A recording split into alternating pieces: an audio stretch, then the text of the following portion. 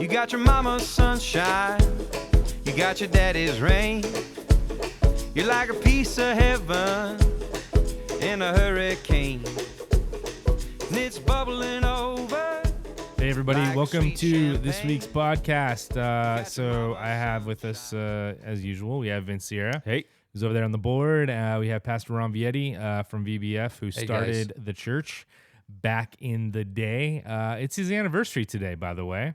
How many years have you been married? Married 53 years. Can So you awesome. believe that? 53 years. We should have a podcast about that. And I'm only Yes. 60 years old. But today we're not talking about that. We're talking about something else. Pastor Jim from Thousand Oaks, Pastor Jim Cruz from Thousand Oaks. What did they call you at the men's retreat? The white Mexican, because the guy said your name was Cruz and he was confused. So it was like our, they did.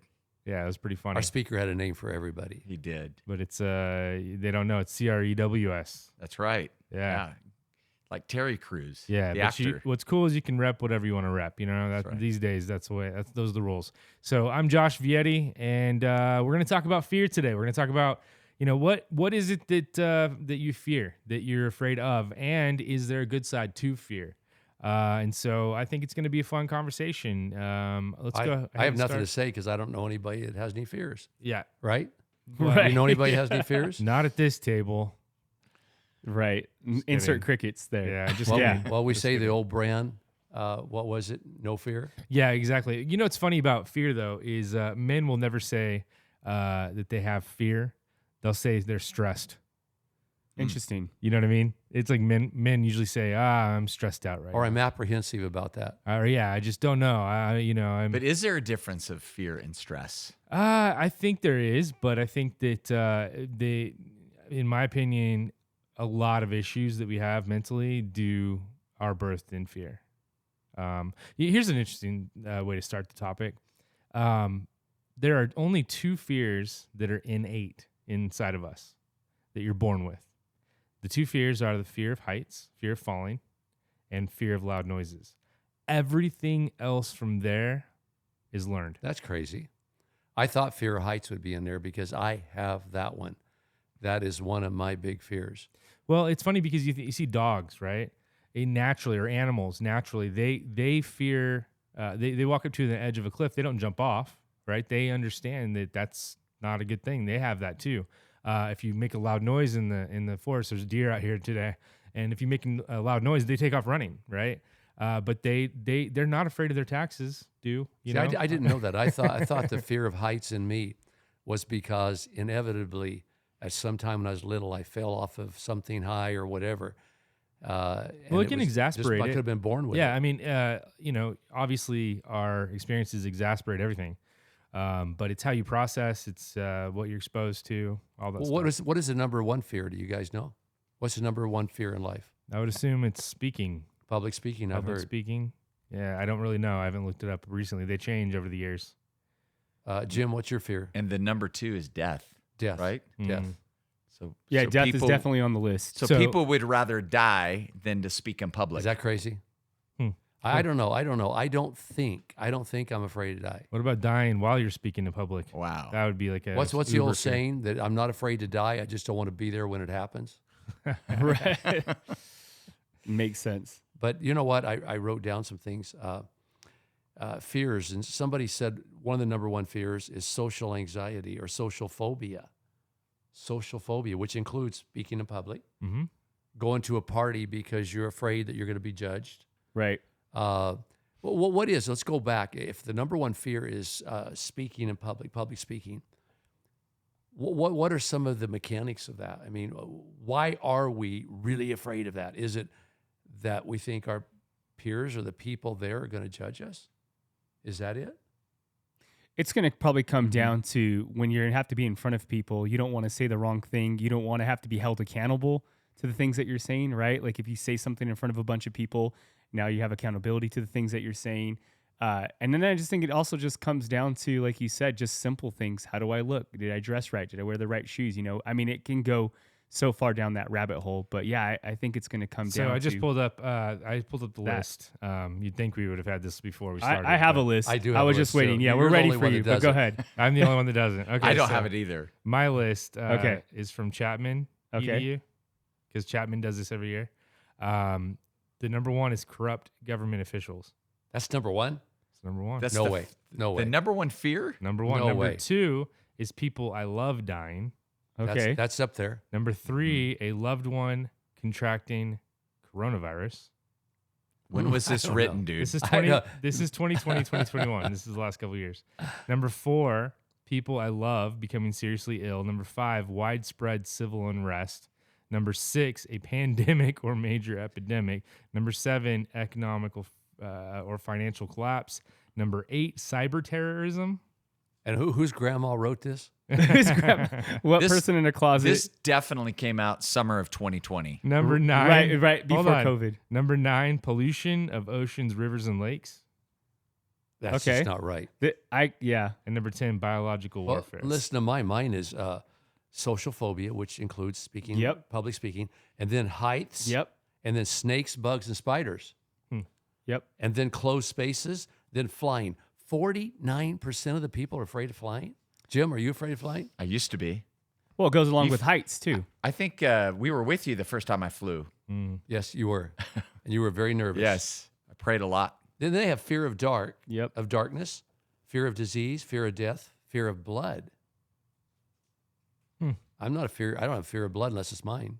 Again, I think that goes back to the death. A lot of these can really be afraid. related to, it's like, if you see blood, am I going to survive? One of our video guys who's behind camera, Tyler, he sees a drop of blood on his, he starts Google searching all kinds of stuff, and he's at the doctor the next day. So Well, real You know. quickly, look at this list. His Let's go camera's down through shaking it. 'cause he's laughing We right said social phobia. Right. So that is public speaking. Yep. But the next one, heights, we already know about. What about snakes, bugs, and spiders? Yeah, it depends. Depends on if you've been bit.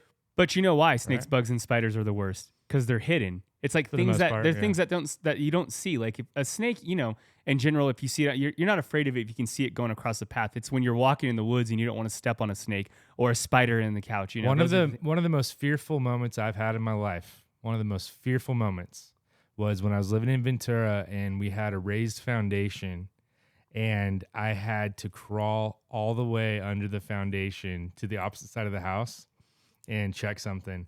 And there was one entrance and one exit. It was, a couple feet. It was really Right. small. And just while I was down there, I was like, this is not natural. Like, I started thinking of earthquakes. I started thinking of snakes, spiders. I started thinking Being of stuck? yeah, Post- just getting stuck, or just so many different things that could happen. And so, like, that confined space, I think that would be yeah. huge, But there's so many different fears, and the truth is that most fears are natural. Most fears are good to have. Yeah, because logical. They're logical. They protect you, Right. right? Survival. Yeah, I mean, I want my kid to be afraid of the campfire when we go camping because I don't want her to fall in. Yes. And you know where that fear comes from is when she touched the pan the other day, she felt it, and so she knows that fire is hot, it burns, and so I'm glad that she has that. It's a respect. It's a healthy respect. Fear motivates you. Yeah. It'll get you to doing things you wouldn't normally do some of those are good things. Well, yeah, exactly. And like a fear of spiders, there's a healthy respect, but then Right. there's a phobia, right? And there's the dysfunction starts to happen when the phobia happens, right? So like the spiders, all of a sudden, you're playing with them, and that's dumb. That's stupid, right? That'd be the dumbest thing you could possibly do. But it's good to have a healthy respect. Say, okay, if I see a spider, I'm going to get a newspaper. I'm going to smash it, right? I'm going to take care of it. I'm going to do what I have to do. Sorry to those of you that are really big on protecting the spiders, but if I see one, it's... But what about your daughter, Yeah. Olive? She's not afraid of anything hardly as far as bugs, spiders. My Now, girls- do you have to instill a little fear in her because she might pick up the wrong spider someday? So with the girls, and the little one's even worse. She'll grab anything, And so, yeah, we tell them, black widows, don't touch those. They'll bite you. And we always tell them you'll have to go to the doctor. And that's what gets them. They're like, what? Right. So we have to utilize fear to our advantage. Yeah, but then there's a point where you can go too far, where you can say there's spiders everywhere, underneath every cushion, or they're underneath every chair. Or if somebody comes in a room and sees a spider, they go out running and screaming. Right. And then there's the whole boy who cried wolf syndrome, where you can tell people that there's something everywhere, or it's something, there's spiders all over this house. They're everywhere. And then you look and you don't see any spiders. So then all of a sudden you think there's no spiders. There's not any spiders. It's when anyway. the fear controls what you're doing is when it becomes dangerous. It's called a harmful. spirit of fear in the Bible. Yeah. Right. Vince, do you teach your children? Did you teach them from a smaller age, younger age, to be afraid of strangers? Oh, 100%. And it's funny because as you, and Jim, I'm sure you're going to have a lot to say to this. In the beginning, I was almost over the top, like, be afraid of this, be afraid of that. Don't do this, don't do that. I was paralyzing them in some sense where they were they were just learning fears that I didn't even instill because they're like, well, that's probably also bad. There's a movie, Mama Said, right? Mama Said that's bad. And you start learning that the things that are actually good for you or things you're missing out on, you're paralyzed by the fear and you don't end up experiencing things because you're so paralyzed by that fear. So I got Huntington. It was funny. My oldest now, he's probably the most cautious of all my kids because he was my first. And he always looks out for the little ones like, I wouldn't do that. I wouldn't do that. I'm like, let him do it. Let him run. It's going to be fine.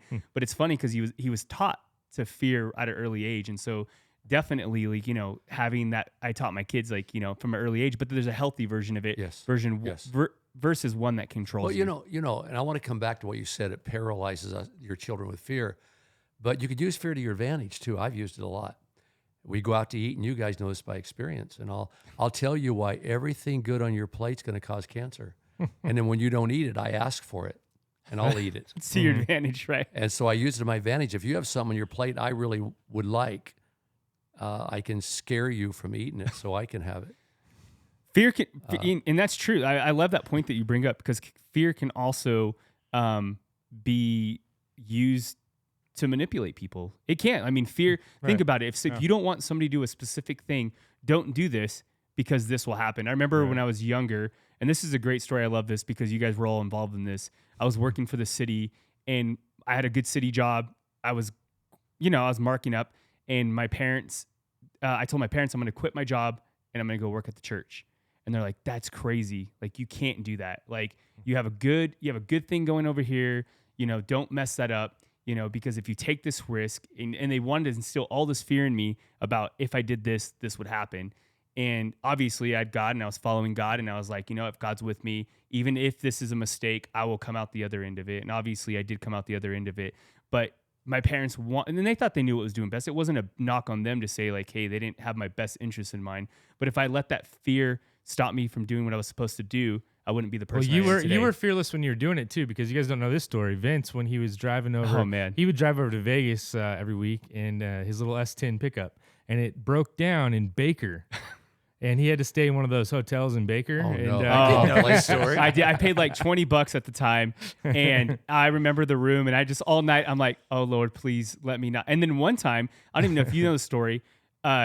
I got so tired I had to sleep at a truck stop. So in my little S10, I had my feet out the window at a truck, which is both windows down. I mean, I would be mortified to think that my kid slept at a truck stop between Vegas and Bakersfield at any point. But Seriously, you can ruin your life, like Vince said, when you get into that place where you manipulate people with fear. Right. My marriage was really bad, and today's my anniversary. But the first 15 years, Debbie was really afraid of me, and I was very controlling. I had temper tantrums. And I've told people before that have a problem with anger, very often you keep using that anger because it's working for you. Right. And she was young and beautiful, and she's still young and beautiful today. But I was so afraid of her leaving me. I was so afraid of her divorcing me because I was a scumbait. I think you still use that word. I was really, really a bad person.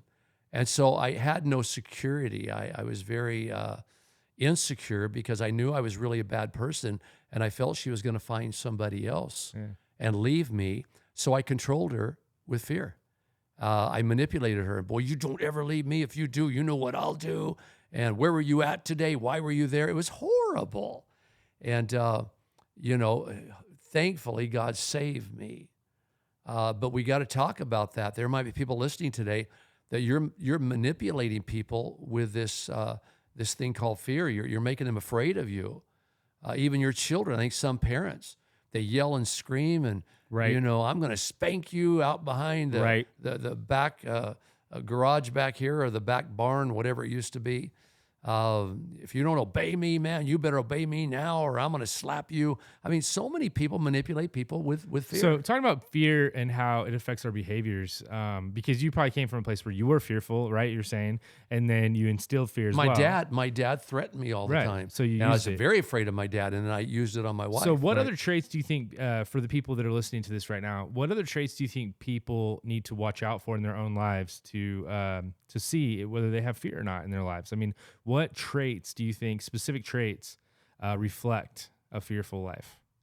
Because we're talking about there's a good side of fear Right. and a bad side But of we're fear. talking Right. we're talking the Healthy bad and side, unhealthy. the Okay. unhealthy, the anxiety, the overreaching type. I Spirit just of hope fear. some of our listeners and viewers, some of them might, through our podcast, come to the conclusion that I'm using different things in life to instill fear in the ones around me so I can get what I want. And so I'm hopeful that through these podcasts, a lot of people will come to the conclusion that I need to be healed in that area. Jim's always been more of a mellow guy. And yet me and Josh, and I think maybe Vince too, we have more of a problem with our temper, and people are kind of fair. afraid of that. So So you're saying that I'm the balanced one. you balance this out. I don't know if that's Everyone- completely accurate. Well, everyone gets Yeah. angry and everyone gets fearful and everyone gets sad. It's when you have an imbalance of those things in your life, when they start to interfere with your daily living, with your job, with your relationships, Imbalance is a good word. if you have an imbalance word. of anything like that, then it becomes a But problem. what does the Bible say? It says, and I think this is a commandment: be angry, yet don't sin. Right. Yeah. And so there's times where we need to have righteous indignation. Now that's a whole different subject: righteous indignation, Right. versus our own personal anger. Some time ago, I wish Tom Touchstone was here. He could, confirm this. But I had some biker guys in the church, and it was during a special event, and I was given an altar call, and they were heckling me, and they were giving me a bad time, Wow. and it really bothered me. And so when the event was over, I went out to go to my car, and they were blocking me from my car. They were just trying to give me a bad time, and I really lost it. I got right in their face. I was so angry. I told them, man, what was up and what wasn't. And I think that was righteous indignation going, how dare you come to the house of God, come to the church and do what you did during an altar call. So let's talk about that for a second. What about righteous indignation? Is that something that some of us need more of? Well, the famous story is when Jesus goes to the temple and he sees that they are making the outer courtyard of the temple into basically a market where they're selling and Right. they're haggling Yeah. and they're doing all these things. And he saw that as such a disrespect for God that he became very angry and flipped the tables. I mean, he lost his temper. Jesus lost his temper. And you don't see him doing that ever again. I don't know. Is there another story where he lost his Nothing comparable to temper? I don't think so. He rebuked a lot, but no, I don't think he lost. That was the moment where he that. And flew he never in. sinned. Right. Well, exactly. to lose your temper, did he lose it, or did he just Use it. do It was that? controlled. to- He used it. It was controlled Yeah. temper. I think it was a Yeah. controlled anger. That's fair. But think about that whole story. That all comes down to the people having an unhealthy fear of God. They turned the temple into a marketplace That's because true. they had just lost their fear of God. We That's just true. talked about this in a staff meeting the other day where it was just like, do you really believe God is who he is? And how dare you turn this into a temple? So that healthy fear on the good side brings us to a great place. But that unhealthy fear, like we said, can manipulate not just from individuals, but can manipulate and control our everyday lives. I had another list that was interesting that I read. It wasn't the list that you read was common fears. I have a list that says 10 fears that hold people back in life. So the top 10 fears that hold people back. And I'll just knock them off and we'll kind of move out of this subject or move out of this version of it. But change, people are afraid to change. And I love change. Love it. See, that's a personality. That's a personality Trait. thing But because I love change. Some personalities love change. Other personalities hate it. But think about the idea of it, because people, when they go into it, they're afraid of change because they're comfortable and they're afraid of what they don't see, right? They're trying to predict the future. They're trying to figure out if it's the right or the wrong move. So people get paralyzed in that idea of change. So it's really funny. You bounce off of that idea real quick. My daughter, we're potty training her, and she has diapers on, and so we were trying to switch her from diapers to underwear. And so we got the diaper off of her and we're trying to put the underwear on. And she's like, no, I don't want this. I don't want underwear. Me and my wife are laughing. You know? Right. It's funny. It's like underwear is like a coming to age. Like you want the underwear. Trust us. It's so funny because she wants to be big and she wants to try to do the things that her older sister does. And she wants to go to school and, preschool. And but I looked at my wife and I just said, change is hard. That's literally fear of change. It really Right. is. It really is. So Vince, what else? Loneliness was it? You're about to talk about this in your next message. Well, I said I should. Yeah. There's a lot of people being plagued by loneliness, and sometimes it's people that you wouldn't think would have that problem. You could be married and be lonely. 100%. You can have people around you and be lonely. Well, what else leads anxiety can lead to loneliness because you're so paralyzed in fear of just what can happen that you recluse, right? You're distracted, right? If you're anxious, you're distracted from life itself. And so that's a problem. I mean, if you're anxious all the time, you're actually missing out on the relationships that are around you. You're going to be lonely. You're not going to be receiving the love that you need, right? 100% failure, fear of failure. Now that might enter my world a little bit. I mean, I said something the other day, Jim. You might want to comment on this. I went to bed, and I'm always trying to examine myself. I think that's a good habit to have. And it was something in the context of God, I just want to be so right with you in my heart and in all my actions. And a thought hit me, and I talked to the Lord about it. And I said, God, I've really kind of, been proud through the years of the fact that, man, the last few years especially, I've given you everything I have. Man, I'll work hard for the kingdom. I'll work hard. And a thought hit me. And I don't say it was coming from God. It was just a thought in my mind that, am I really, really this radical guy that gives everything to God? I mean, here's a man who, he works so hard for the kingdom. Or am I working really hard to make sure I'm successful? There's a big difference. Right. And this hit me, and I went to bed saying, God, I don't think this is the case. And I had a good time in my prayer that night. It was 2 nights ago, going, God, I don't think this is the case for this reason. But just the fact that it could have been that, man, I am on fire for God. I am building the kingdom. Or am I trying to build a successful life where everybody will look at me and go, man, that guy's successful. Can you speak to that? Yeah, that's like checking your motives. Yes. Going back to what you're saying. So the fear of failure Right. keeps people Think about that. Keeps people from stepping out and doing something that maybe they're being pulled To do. to do because they may not make it. Isn't that nuts? mean- It's like almost an oxymoron. You know that you probably have the ability to do this amazing thing, but you're so paralyzed by the fear that you're not willing. well, it's to do it. in line with the self-fulfilled prophecy, Okay. which is you believe something and then you make it happen. Right. Okay, for example, if you're really, really afraid, I'm going to get cancer, what you're going to do to your physical body might cause cancer Yeah, by that fear. 100%. And what you fear might come upon you.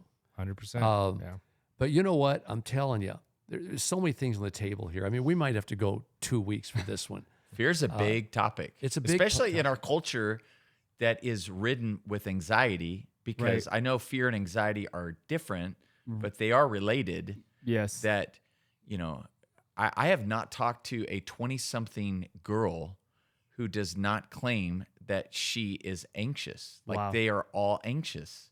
And even on the guy side, and I've been talking to a lot of psychologists that I know, and they're saying like, well, statistics are kind of skewed because people are more open about sharing about this. That in my generation, 20, 30 years ago, nobody was really talking about anxiety, but So- everybody's talking about it now. So check this out. I have a theory on this.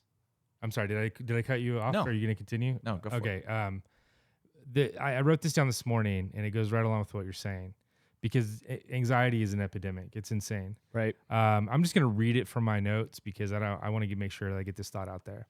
I said I thought about our current culture and how it may be making us much more fearful and anxious. We pick and choose what we feel like being exposed to every day, right? Which app will I choose? What article will I read? This sets us up to having a distraction whenever we feel like it, enabling us to ignore what we should be facing. So basically, when you wake up in the morning, you have responsibilities, right? We all have responsibilities. And the people that tackle those responsibilities, they're teaching themselves to overcome anxieties and fears by doing what they need to do, by being who they need to be. But we use distractions to keep us from doing that. We never learn how to handle little problems. We never learn how to handle these little intricacies of life that are normal, but we don't like take somebody from the 1950s. A farmer. He wakes up in the morning and he wakes up at the same time every day. It's dark and the rooster crows and he goes out and he milks the cows or whatever they do, whatever the farmers do. I have like a cartoon idea of what farmers do. They milk the cow and they go out and they plow the field. I don't know. Feed the chickens. But you know what I mean? Like Yeah. they would get up and they would do their job. And then at the end of the day, they would brush their hands and say, well, I did the best I could. If they're religious, God, you need to do the rest. But now we wake up in the morning. First thing we do is grab our phone. I'm like on CNN. I'm like, oh my gosh, this morning. So check it out. This morning I got on CNN and I'm like, oh, there's a huge hurricane headed for Florida that's going to displace a bunch of people. Yep. And the next thing I see is this really cool ad for a TV. There it is. Yep. But What you feed grows. What you feed grows. And I want to step back because I was getting to the point where I didn't have that much like anxiety, 30, 40 years ago in the 80s and the 90s. I mean, that stuff wasn't there. Because you're smoking pot, bro. Well, that was part of it. But the other part, You way to out him. Yeah. No problem. the other part of that is that, and this is fact, 2007, the stats for anxiety go through the roof. 2007, 2008. Right. And that is in alignment with the iPhone, Wow. the smartphone, Yeah. YouTube, Twitter, Facebook, all the social media stuff that was launched in 2007. And I look at it like, okay, so you've got access to media and to events as they happen. And I've said this before, but with the Vegas shooting, when that happened, my daughter knew about it before CNN or Fox News because of Twitter. Yeah. And it was instant. And so we're filling our minds with all of these events as they happen. On top of that, you've got this social media comparison that is kind of just existing in the background. Right. And it is amplifying the anxiety because there is a less than thing that is out there. Like, my life doesn't look like that. FOMO. And will my life ever look like that? Will I ever be able to go on a vacation? Will I ever be able to find a man or a woman? Will my body ever look like that? And so it amplified that. So I think all of that together has created like the perfect ingredients and recipe. We're products for of the our anxiety. generation. We're products of our generation. Jim, in my sermon last Sunday, I started out with ABC News, and it said that mental health is so bad in our country right now, there's not enough doctors to treat it. You tell me that's not scary. I have never done a series in my life, I don't think, as this last one, talking about the hidden heart things in the heart, where I have got so much feedback. Well, and even if there were enough doctors, I feel like there's a lot of people that don't have insurance or don't have the money to do it and to get the help that they need to get. And that's sad to me. I think it'd be great if somehow through the church we were able to work on some sort of thing where we could bring mental health to people that need it the most. And you look around, you see all the homeless people, and and it gets bad, and we blame it on the government and all this stuff. But it's mental health. It's mental health. at the Let's end go of the back day. to what And you said, drugs, though, And those Josh. two go together. Mental Yes, health. go and back to what you substances said, go though. together. I stopped the habit of getting up every morning and going to newsfeed. That's good. Yeah. And again, I said it on our last podcast, but I'll repeat it. You got to remember, every one of those big media outlets out there, they are striving to find a story today for tomorrow or however far Right. they're ahead. And they've got to take whatever they're talking about and make it as big and as scary as they can. And when you to read get the headlines. and when you read that headline, okay, when you read that headline, by the way, Vince and I took a marketing class, and they taught us how they spend 10 times longer writing out the headline and making sure it's Than the perfect than they do article? the article. Yeah. How many makes times do you sense. read the headline and then the article doesn't even say Nothing. that? Yeah, well, Right. this guy went on to say, he's like, statistically, they won't even read past the first paragraph anyway. Now it's called clickbait, right? So it's Right, clickbait. yep. Exactly. That's what it is. But it's what happens when we read these articles is we get a dopamine rush because it's exciting or it's interesting. And what happens is by the time you've read 5 of those articles, you've already wasted so much of your energy for the day to handle actual problems. Right. And then you end up not handling the problems, and then they stack up, and all of a sudden you're anxious. I mean, college kids are probably having a really hard time with their homework now because they're on the phones all the time. I don't know. Maybe What they're- Jim was talking about, social media and the power that it has. We have to go back as Christians, especially, and reevaluate the way our kids are using social media. We're up here in the mountain, and most often when I'm out, I see this family, and they have like 5 kids, probably from 4 years old up to 15, and they're all taking a walk together. They're getting them off social media. They're walking, they're talking, maybe even praying together. See, we've got to, at some point, teach our kids to face their fears. Yeah. You can't run from them. Right. I've started the practice of leaving my phone at home every once in a while, and it just feels good. I think it's good. I think after what happened in the election cycle, this last one with the presidential craziness, and I was hearing people on both sides, and it just was so distracting to me. I made a vow. I'm like, I'm done watching like any news station. I don't care. Pick your choice: CNN, Fox News. I turned it off. It's almost And- comical when you open up a certain news station and you're like, I know what they're gonna say. Yeah. I know what it's gonna be about. I know the story that they're. It was trying to so tell me. life giving to do that, though. To just your point, stop. what you're saying, it's Just just like, stop. yeah, I added time to my day. I'm not as concerned because a lot of these stories have nothing to do with my life, and I will not be able to do anything about these stories. So why bother subjecting myself to it? But I want to go back to touch on that depression, because I did a deep dive with this subject of anxiety about, gosh, it has to be like 10 years ago. Your daughter, your sister, had a panic attack on a trip, and I had never, experienced anything like this. I didn't even know how to process it, and it was a clinical, textbook panic attack, and she was fearing like there was a heart issue Wow. and all kinds of medical things. And then to walk her through this whole situation, to be diagnosed with anxiety, and then for me to have no clue what anxiety was, and then to do a deep dive, like understanding it, like scientifically, like with your brain and how your brain produces some of the stuff that makes Serotonin, you, right? Yeah, it makes you a little bit more prone. One of the discoveries that I thought was so intriguing is that people that have anxiety disorders, that maybe at some point it started with some kind of a fear, an irrational fear, Right. that turned into this anxiety disorder, and undealt with anxiety disorder will by default go into depression. Yeah. Wow. I said in my There are two sermon sides of the series same coin, yeah. that stress is very often a precursor to depression. But just for a moment, Josh, you were talking about that year, 2007, I think you said. Is that right? Jim was, yeah. Or Jim was. Yeah. 50 years ago, were people not having anxiety attacks and all this, or did we just not hear about it? I mean, I don't remember 50 years ago. Well, another thing that affects it, This happening that at affects this your pace. mind that people don't think about is diet. It does. Diet did The, change through the years too. The processed foods, the dyes, these different things, the sugar, that all does affect your mind a lot. One of the things too about going back to the older culture too, and it was unhealthy, and you probably remember this generation, you just didn't talk about stuff.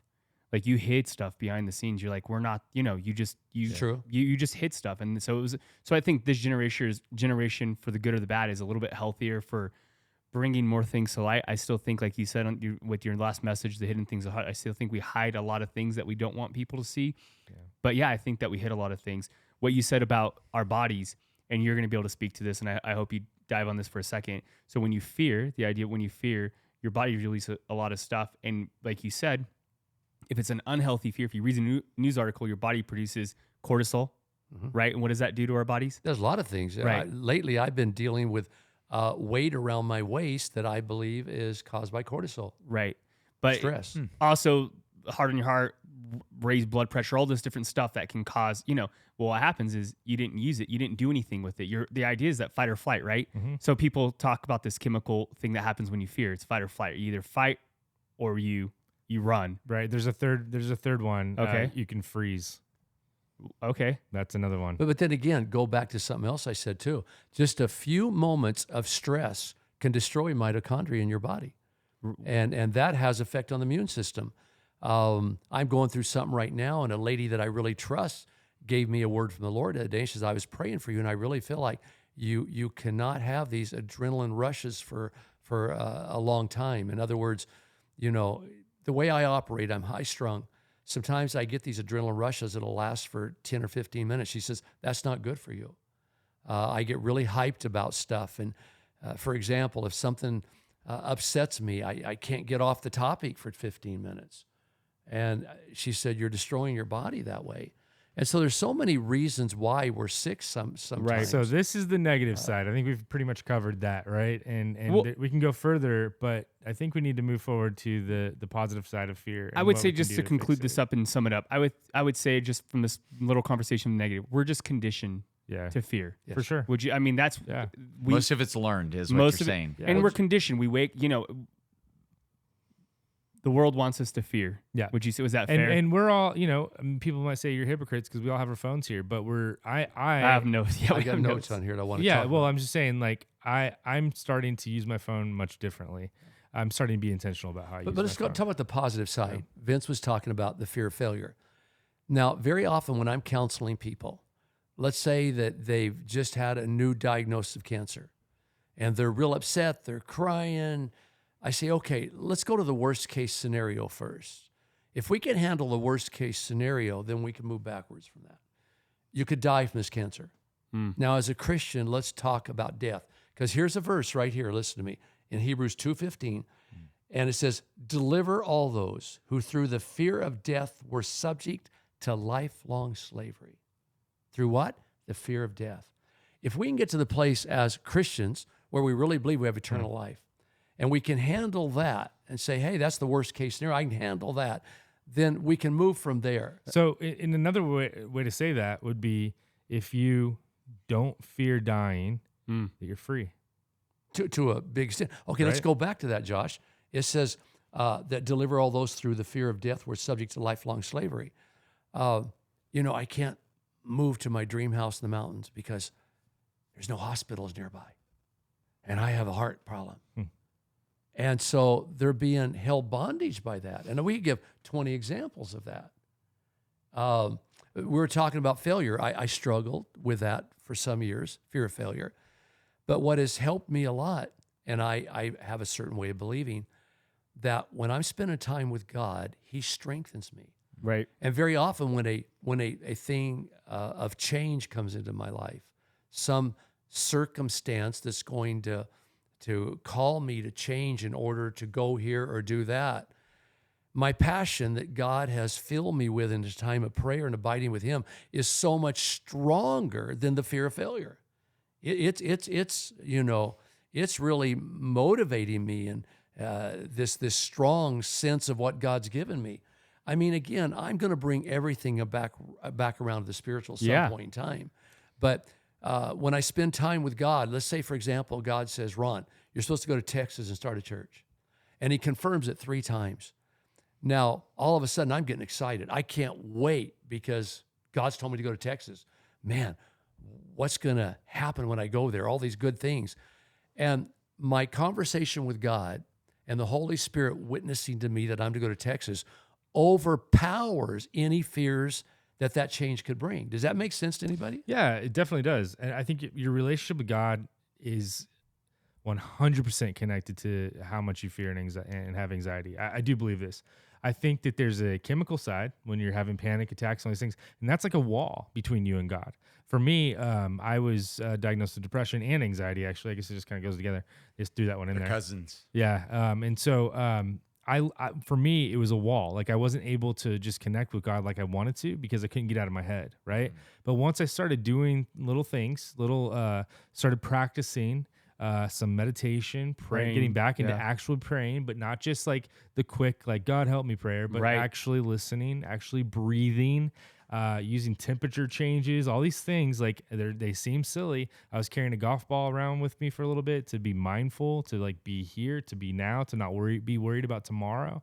I have actually I was on medication for years that messed me up for ADD because of lack of focus.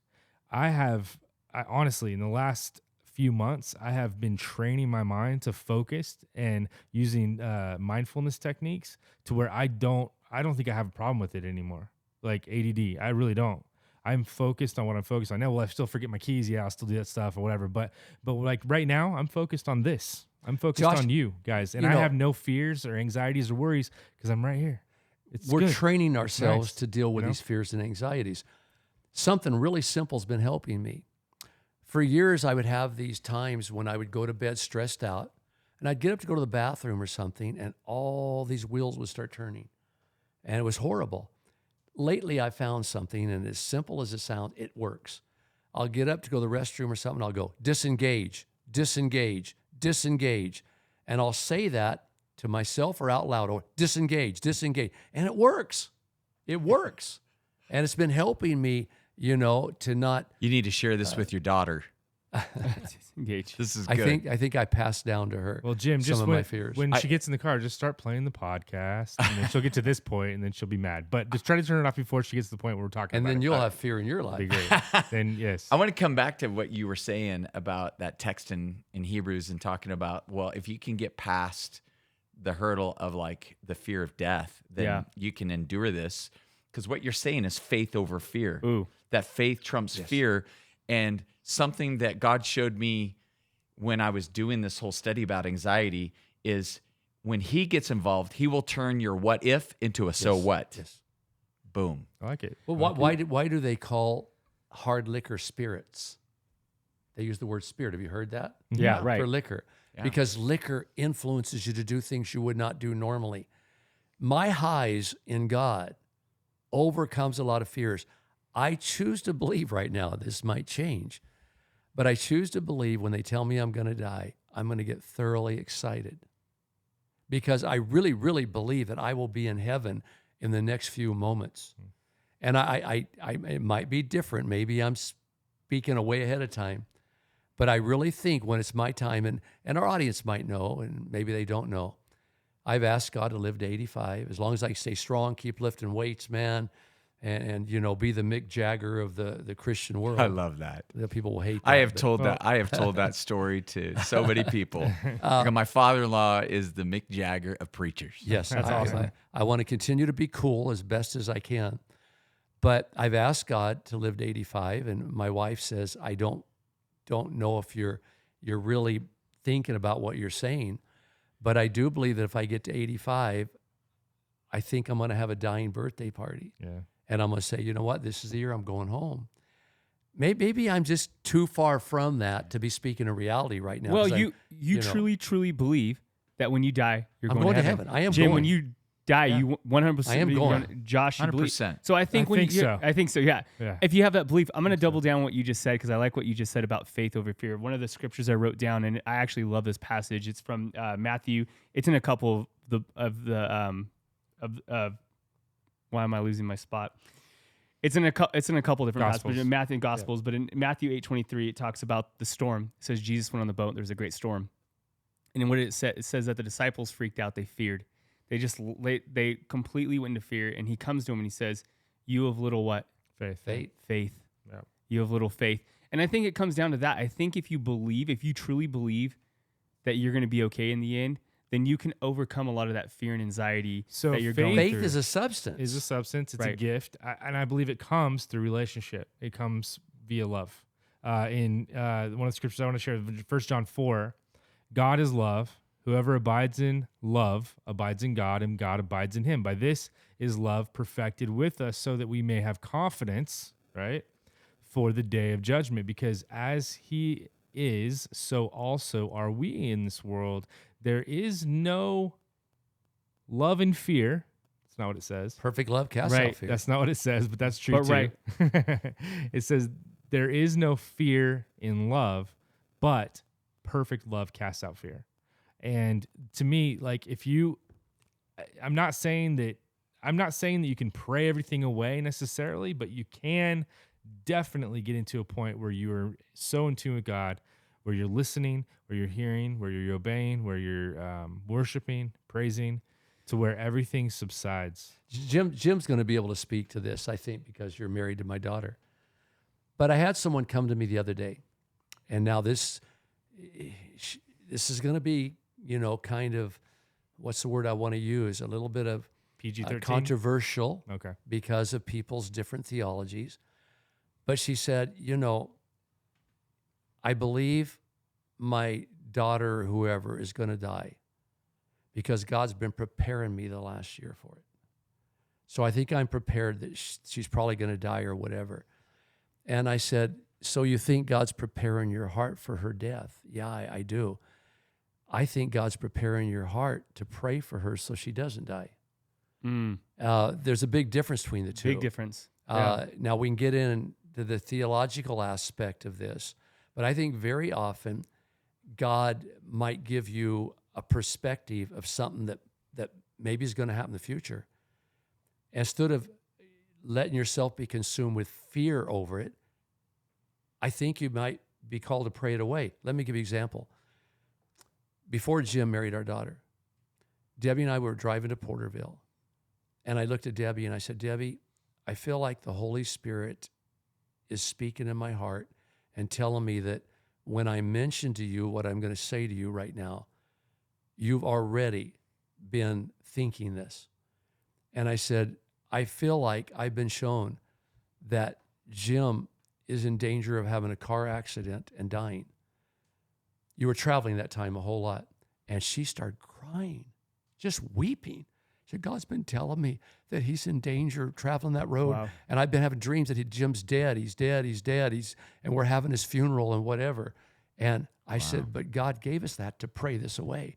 And we started praying, man, for the next few weeks. Totally went away. The fear went away. Everything went away. We covered it in prayer. Now, you guys speak to that. Again, I don't have time theologically to unwrap this. God is sovereign and God can't change his mind. That might be the next broadcast.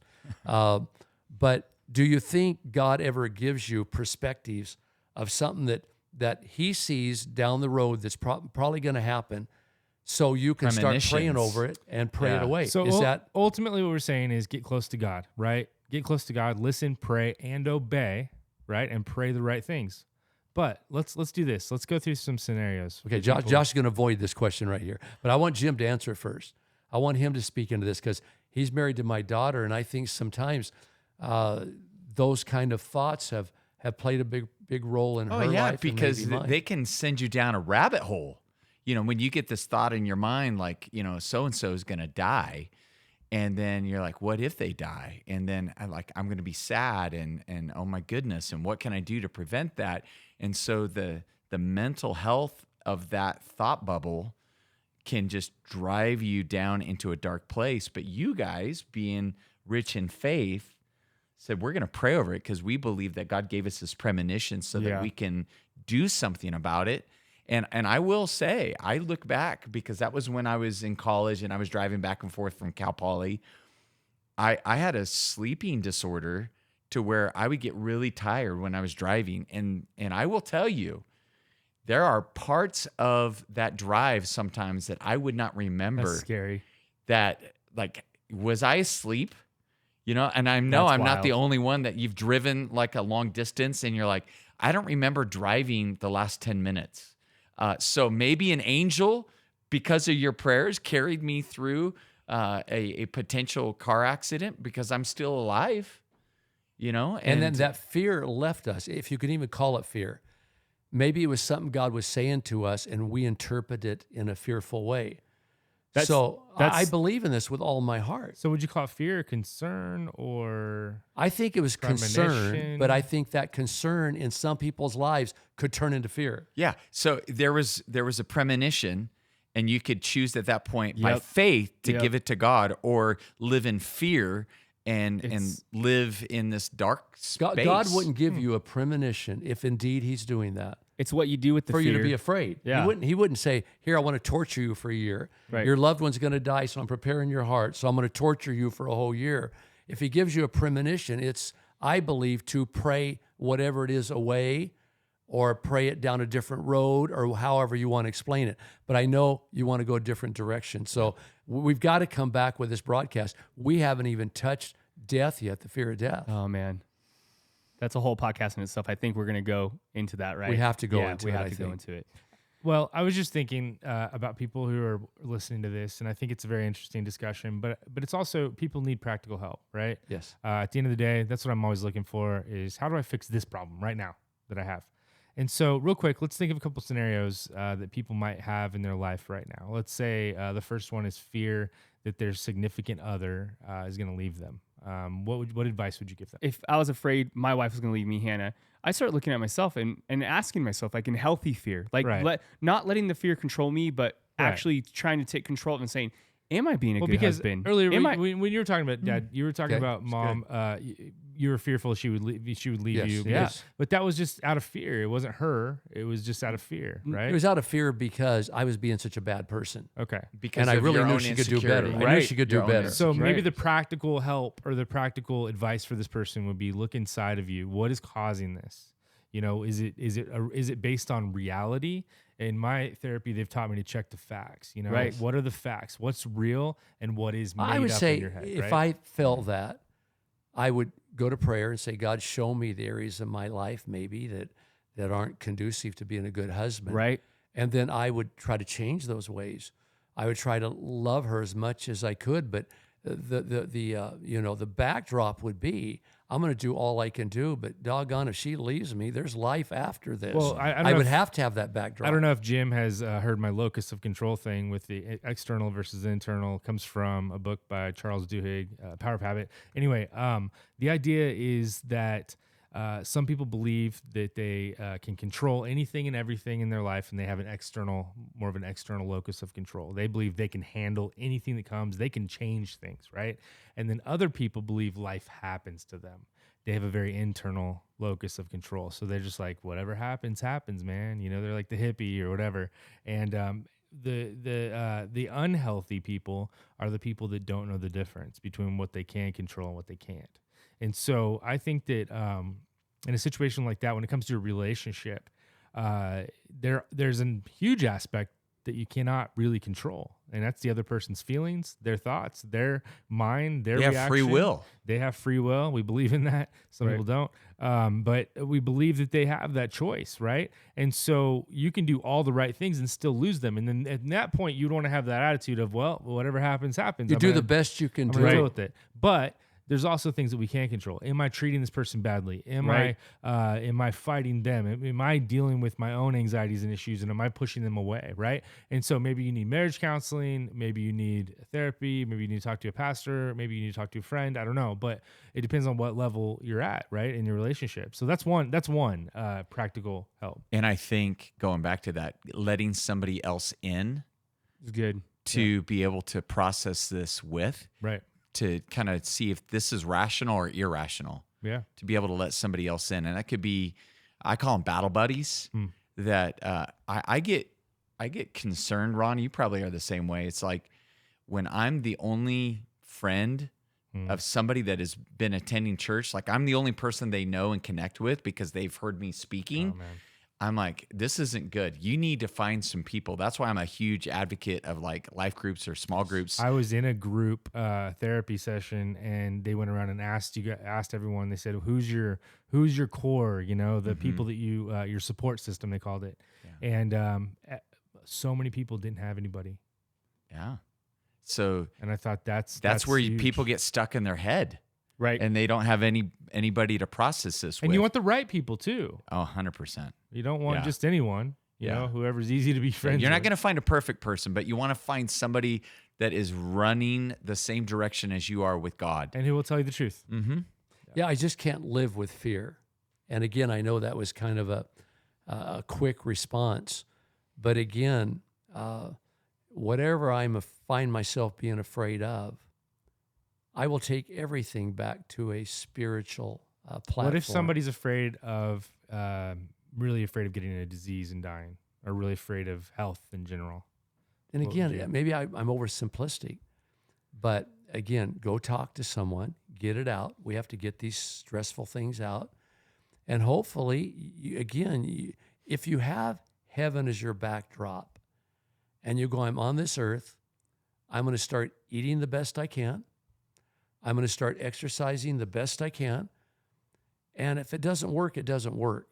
I mean, again, I know there's a process to go through, and I know everyone we're talking to might not have the spiritual backgrounds that we have. Eventually, I will bring everything back around to God. You know me. Everything will come back around to God. Everything will come back around to Scripture. I think sometimes when I have all these thoughts in my head, ruminating, all these different things going on, if I sit down and write it out in a journal, It helps a it's lot. like it's like I'm able to really understand what I'm thinking and what I'm not thinking, and what is bothering me and what's real and what's not. And so I'll write my thoughts down, and I'll realize, oh wait, I'm not sick.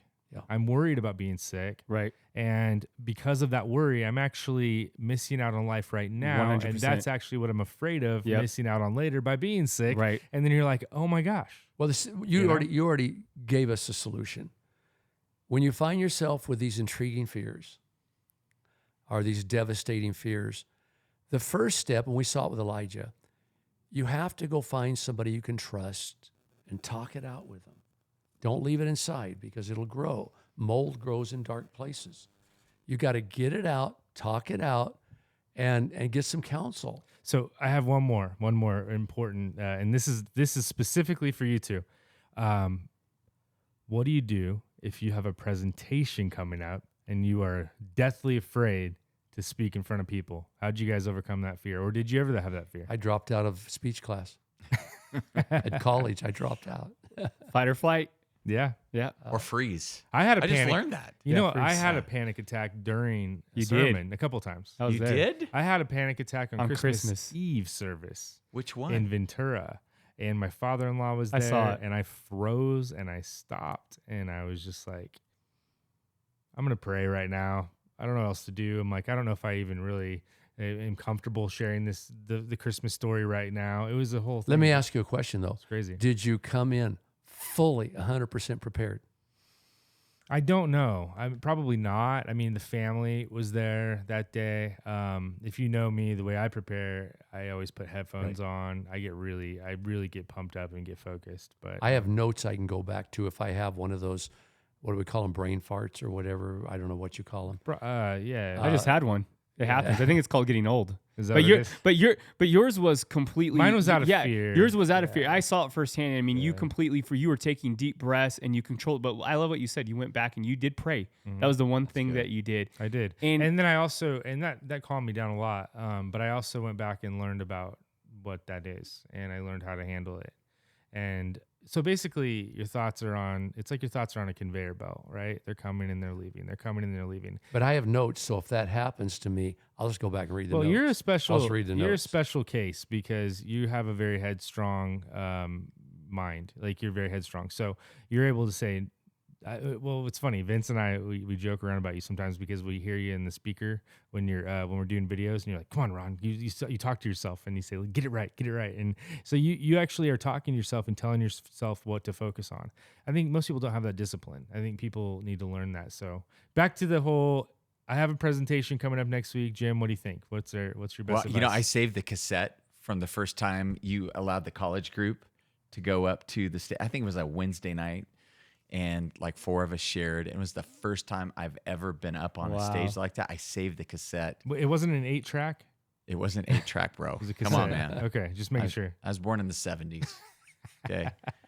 I will say I saved that because that is such a learning experience. And the more you do something, the more comfortable you get in that space to where I don't even think about it anymore. I've had so many experiences where maybe I didn't feel fully prepared, but then afterwards I said things I didn't prepare to say, but I know those things became the strongest points of the whole talk to where I have gained so much confidence in God when I'm up there that I still prepare. Yeah, I still have notes, and my notes look totally different than your dad's. Well, I think that one of the best advice that I've gotten, and I know you guys both do this, is you internalize your message, right? You get it from the head to the heart, and when you do that, you don't even have to have. I mean, notes are great, but you don't. That's it's like your authentic. backup, It's right? coming. Yeah, it's coming like here, from this, the. and if you can share your entire message in one sentence, right? Then you have it.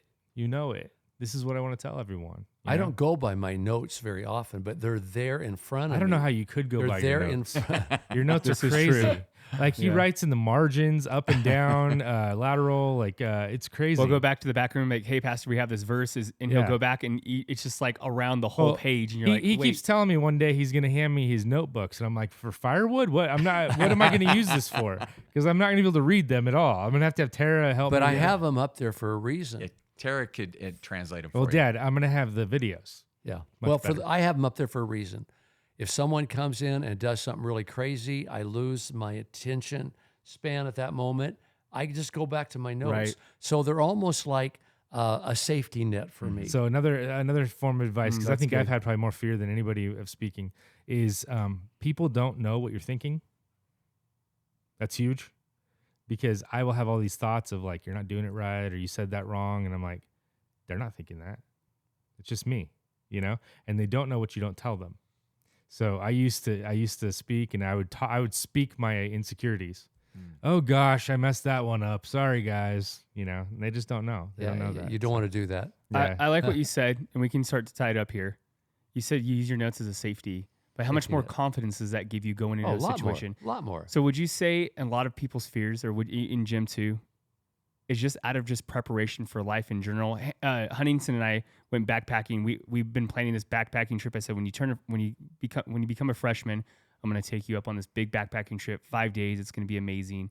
And he was a little nervous, but I'm like, it's going to be great. We're going to pack the water. We're going to do everything right. And so we prepared. I told him what to expect, what not to expect, what snakes to look for, what snakes not, like aren't poisonous. We went to bears, what to do if they approach you. And it was a great trip. We could have let all the fear paralyze us, but we knew we were prepared. We went in prepared. We had our water packs. We had our food. We had as much knowledge as we had as the land were as possible. informed. Yes. We were completely informed. Instead of saying, now we're not going to go because it's too dangerous, we went on the trip, climbed, it was 14,000 feet over Kearsarge Pass. Moment for me and him that we'll never forget. I have the photo. It's just this moment. And my dad got to go to, which is crazy. 3 generations of Sierra boys on top of a mountain. If I would have let the fear paralyze me, if I wouldn't have been prepared, it would have never happened. Well, if you can overcome something like that, then you can probably overcome a lot of things, I think. But I think of an oil field worker. He's not nervous when he's doing his job. He's just doing his job. And speaking is just the same if you are doing this for your job, whether it's a presentation or whether you're speaking in front of people, but or leading a small group or something like that. But just have courage today. I think one of the best things that we can do as Christians is encourage somebody else. So if you're going through something, Yes. I've noticed that if I encourage somebody else with something I'm going through, a lot of times they're going through the same thing. It's weird, It's like we a wave. we pour courage into other people when we encourage them. Yeah, and it really it strengthens us. And And so, faith trumps fear. It I'm does. telling you now. Proverbs 11:25. He who refreshes others will himself be refreshed. So it's the biblical boomerang. Yeah, I can be afraid. Yeah, and I can good. go spend an hour with God and get my Bible and go out to like here at the mountain park up here. And I'm totally different when I come back than when I went. The same fears they might still be there, but they're not near They as don't have powerful. the impact. Yeah. Can I give a final thought? Yeah. I want to give a final thought about fear and anxiety because in all of my experience and all of the biblical references that we have, and even the scientific data that is coming back, and that is probably the biggest thing you can do to help conquer any irrational fear or any kind of anxiety disorder that you may have is keep a gratitude journal. I am convinced that gratitude is the biggest thing that you could begin in your life to come against that fear and anxiety of be grateful for the things that you have and the things that are right. If Gratitude changes your attitude. yes. Yeah. And you can get so stuck in this mode of fear and get so locked into it that you forget the goodness of God. Because really, that's Right. what it comes down to, and that's Yeah. what helps elevate fear and produce more, or elevate faith and produce more faith in your Hey, life. you know what's gonna is to be happen? grateful. You know what's going to happen? We're going to end this podcast, and I'm going to go out, and something's going to scare the daylights out of me. And a spirit of fear is going to try to set in. But anyway, we need to take this in some way. The question is, do we come back with this next week, or are we through with it? Possibly every week is different, and we're just kind of praying We'll know about next it, week, huh? and we'll see. But going off of this thought, the gratitude thought, it also causes you to take a personal inventory of what you do have. Yes. Right. Yep. And sometimes we have a lot more tools. We have a lot more relationships. We have a lot more. God has given us everything we need to succeed, to do well. And so sometimes we just forget that we have that person, or we have that tool, or we have the Bible. Lean into what we All have, these what we things that don't, we right? have. And not what we have. So that's a good word, Jim. That's great. Well, We need to go out. all right, guys. Love you guys. Have a great week, and fear not, because God is with you. Right. Most repeated promise in the Bible. Bless you guys. Love you. It's bubbling over like sweet champagne. You got your mama's sunshine. You got your daddy's rain. You got your mama's sunshine. You got your daddy's rain.